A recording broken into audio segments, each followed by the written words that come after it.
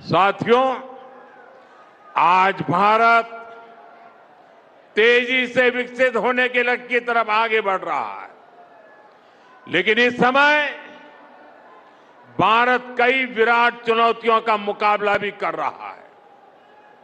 साथियों, कोरोना काल के दौरान ही दुनिया सप्लाई चेन के बहुत बड़े संकट से गिर गई थी। कोविड के बाद यूक्रेन में युद्ध शुरू हो गया, उसने दुनिया की परेशानियां और बढ़ा दी। फूड, फ्यूल, फर्टिलाइजर, इन तीनों चीजों पर गंभीर प्रभाव पड़ा। बीते 5-6 वर्षों में इस संकट से निपटने के लिए हमारी सरकार निरंतर प्रयास कर रही है। आपको याद होगा, उस समय और आज भी फर्टिलाइजर की एक एक बोरी दुनिया में 3-3 हजार रुपये में बिक रही थी। एक बोरी का 3,000 रुपया। कितना? आप बताएंगे एक बोरी का कितना? आंकड़ा नहीं, बोलिए मुंह से। 3,000 रुपया एक बोरी का। कितना? एक बोरी का कितना? एक बोरी का कितना? और भारत के किसानों को वही खाद की बोरी 300 से भी कम रुपये में दी जा रही है। 3,000 के सामने 300 रुपये में। सप्लाई चेन की इन मुश्किलों के बीच पिछले 2 महीने से हमारे पड़ोस में ही इतना बड़ा युद्ध चल रहा है। इसका असर पूरी दुनिया पर पड़ा है और भारत पर तो और भी गंभीर असर हुआ है। साथियों, भारत के पास बड़े बड़े तेल के कुएं नहीं है। हमें अपनी जरूरत का पेट्रोल, डीजल, गैस, ये सब बहुत बड़ी मात्रा में दुनिया के दूसरे देशों से, बाहर से मंगाना पड़ता है। युद्ध की वजह से पूरी दुनिया में पेट्रोल, डीजल, गैस और फर्टिलाइजर के दाम बहुत अधिक बढ़ चुके हैं, आसमान को भी पार कर गए हैं। अड़ोस पड़ोस में देशों में क्या हाल है वो तो अखबारों में आता है। भारत सरकार इस युद्ध के पिछले 2 महीनों से देशवासियों को इस संकट से बचाने के लिए लगातार प्रयास कर रही है। नागरिकों पर बोझ न पड़े, इसके लिए सरकार सारा बोझ सरकार खुद अपने कंधे पर उठा रही है। लेकिन साथियों, जब सप्लाई चेन पर संकट लगातार बना रहे तो हम कितने भी उपाय कर लें, मुश्किलें बढ़ती ही जाती है। इसलिए अब देश को सर्वोपरि रखते हुए, मां भारती को सर्वोपरि रखते हुए हमें एकजुट होकर के लड़ना होगा। हमें याद रखना है, देश के लिए मरना ही सिर्फ देशभक्ति नहीं होती है। देश के लिए जीना और देश के प्रति अपने कर्तव्यों को निभाना, वो भी देशभक्ति होती है। इसलिए वैश्विक संकट के इस समय में हमें कर्तव्यों को सर्वोपरि रखते हुए कुछ संकल्प लेने होंगे और उन संकल्पों को पूरे समर्पण भाव से पूरा करना होगा। जैसे एक बड़ा संकल्प है पेट्रोल डीजल का संयम से इस्तेमाल करना। साथियों, हमें पेट्रोल डीजल का उपयोग कम करना होगा। शहरों में जहां मेट्रो है वहां हम तय करें कि हम मेट्रो का ही उपयोग करेंगे, ज्यादा से ज्यादा मेट्रो में ही जाएंगे। अगर कार में ही जाना जरूरी है तो फिर कार पूल करने का प्रयास करें और भी लोगों को साथ बिठा ले। अगर हमें कहीं सामान भेजना हो तो कोशिश करनी है कि वह ज्यादा से ज्यादा रेलवे गुड्स के जो ट्रेन होती है रेलवे की सर्विसेज से भेजें, ताकि इलेक्ट्रिक रेलवे होने के कारण पेट्रोल डीजल की जरूरत नहीं पड़ती है। जिन लोगों के पास इलेक्ट्रिक व्हीकल है वो भी कोशिश करें कि इलेक्ट्रिक व्हीकल का ज्यादा से ज्यादा उपयोग करें।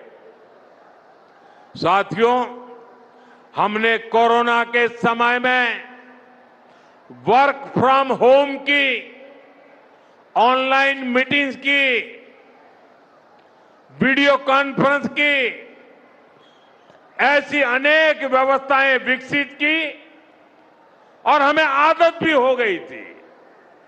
आज समय की मांग ऐसी है कि उन व्यवस्थाओं को हम फिर से शुरू करें तो वो देश हित में होगा। Work from home, online conferences, virtual meetings, इनको हमें फिर से प्राथमिकता देनी है। साथियों, आज जो संकट है उसमें हमें विदेशी मुद्रा बचाने पर भी बहुत जोर देना होगा, क्योंकि दुनिया में पेट्रोल डीजल इतना ज्यादा महंगा हो गया है, पहले से कई गुना ज्यादा कीमतें बढ़ गई है। तो हम सबका दायित्व है कि पेट्रोल डीजल की खरीद पर जो विदेशी मुद्रा खर्च होती है, पेट्रोल डीजल बचाकर हमें वो मुद्रा भी बचानी है। इसके लिए हमारे छोटे छोटे प्रयास भी देश की बहुत मदद कर सकते हैं। जैसे आजकल जो विदेशों में शादियों का, विदेशों में घूमने का, विदेशों में वैकेशन पर जाने का मिडिल क्लास में कल्चर बढ़ता जा रहा है। हमें तय करना होगा कि जब ये संकट का काल है और हमारी देशभक्ति हमें ललकार रही है तो कम से कम एक साल के लिए हमें विदेशों में जाने की बातों को टालना चाहिए। भारत में बहुत सारी जगह है, वहां हम जा सकते हैं। बहुत कुछ भारत में किया जा सकता है। इस बेटी को नीचे बिठाइए, उसे थक जाएगी। उस बेटी को बिठाइए। वो थैंक यू बेटा, थैंक यू।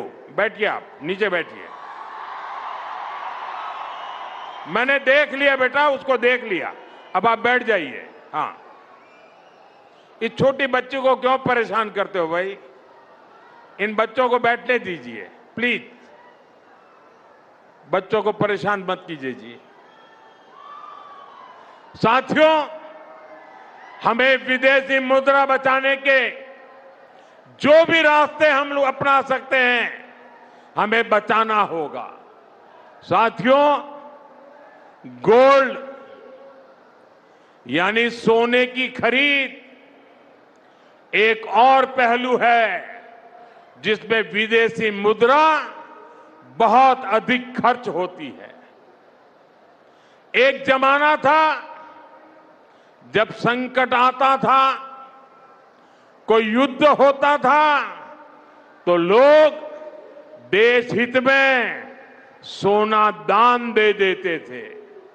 आज दान की जरूरत नहीं है, लेकिन देश हित में हमको ये तय करना पड़ेगा कि साल भर तक घर में कोई भी फंक्शन हो, कोई भी कार्यक्रम हो, हम सोने के गहने नहीं खरीदेंगे, सोना नहीं खरीदेंगे।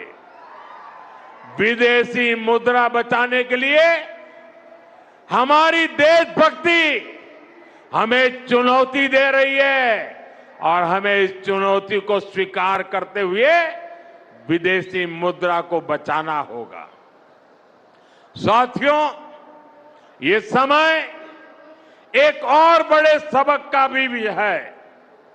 एक समय था जब हम कॉपर एक्सपोर्ट करते थे, लेकिन आज भारत के सामने स्थिति ऐसी बन गई कि अब हमें कॉपर को भी इंपोर्ट करना पड़ता है। हमारे देश में हड़तालें करवाकर कॉपर प्लांट्स को ठप करवा दिया गया और अब हालत ये हो गई कि हमें कॉपर बाहर से मंगाना पड़ता है और उसमें विदेशी मुद्रा खर्च होती है।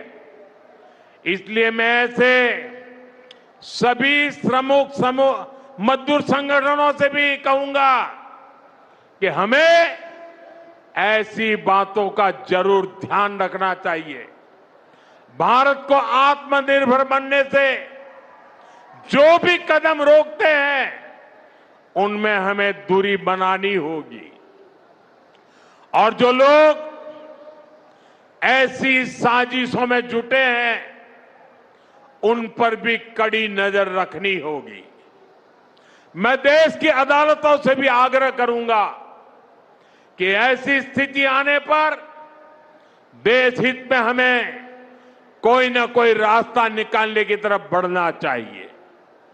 साथियों, ऐसे ही खाने के तेल का भी है। इसके आयात के लिए भी बहुत बड़ी मात्रा में हमें विदेशी मुद्रा खर्च करनी पड़ती है। हर परिवार अगर खाने के तेल में खाने का तेल का जो उपयोग करता है, अगर वो कुछ कमी करे, मैंने बार बार कहा है 10% कम करो। अगर हम तेल खाना कम करें ना, तो भी वो देशभक्ति का बहुत बड़ा काम है। आप देश सेवा में योगदान दे सकते हैं और इससे देश सेवा भी होगी और देह सेवा भी होगी। इससे देश के खजाने का स्वास्थ्य भी सुधरेगा और परिवार के हर सदस्य का स्वास्थ्य भी अच्छा रहेगा।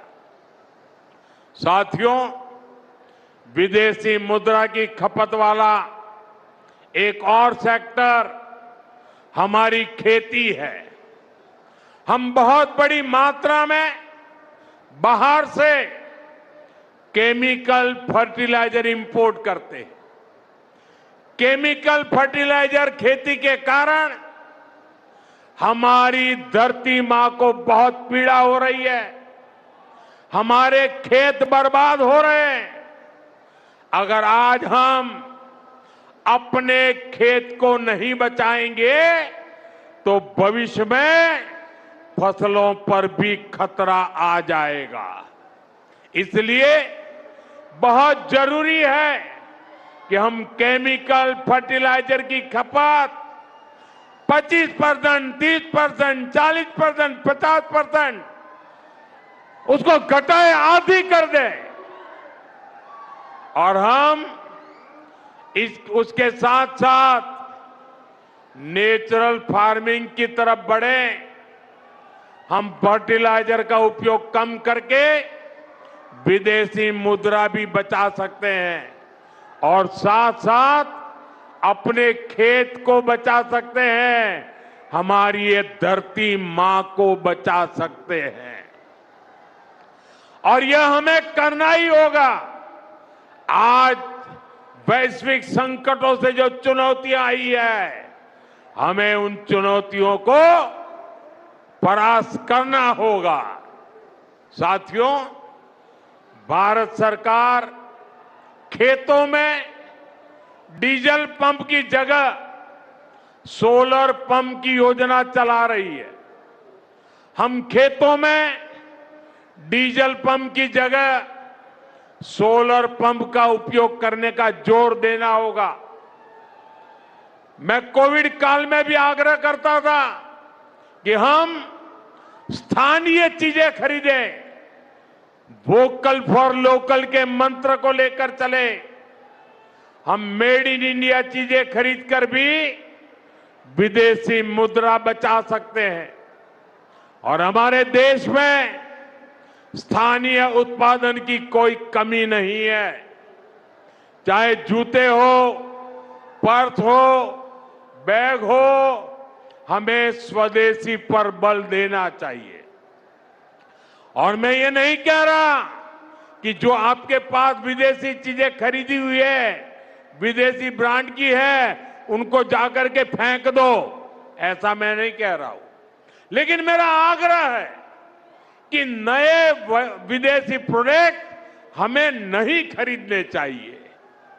और वाकई हमें कई बार अंदाजा तक नहीं होता कि रोजमर्रा की कितनी सारी चीजें विदेशी है जो हम ऐसे ही यूज कर रहे हैं।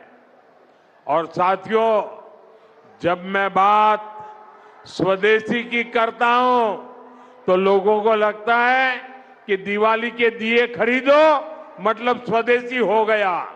ये तो भ्रम फैलाने वाली बातें हैं, इससे सफलता नहीं मिलती है।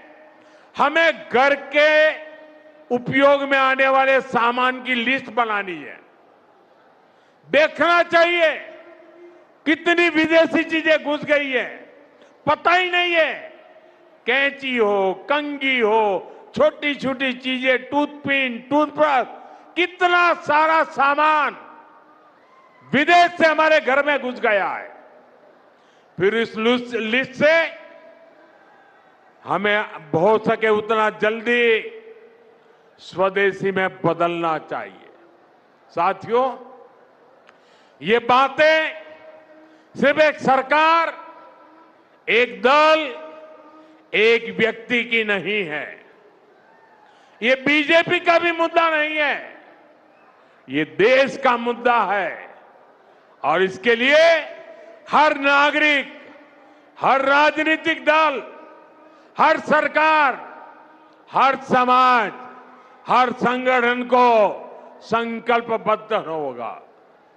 मैं मीडिया के साथियों से भी देश हित में आगे आने के लिए आग्रह करूंगा। आइए देशभक्ति का भाव जगाएं और देश को जो वैश्विक संकट चल रहे हैं, देश उस संकटों का लाभ ले, परिस्थिति पे सवार हो जाए। ऐसा वातावरण बनाने के लिए हमें योगदान देना होगा और तभी जाकर के देश सफल होगा। ऐसे संकल्प जब हर नागरिक पूरी ईमानदारी से सिद्ध करेगा तो भारत हर संकट में जरूर विजयी होगा।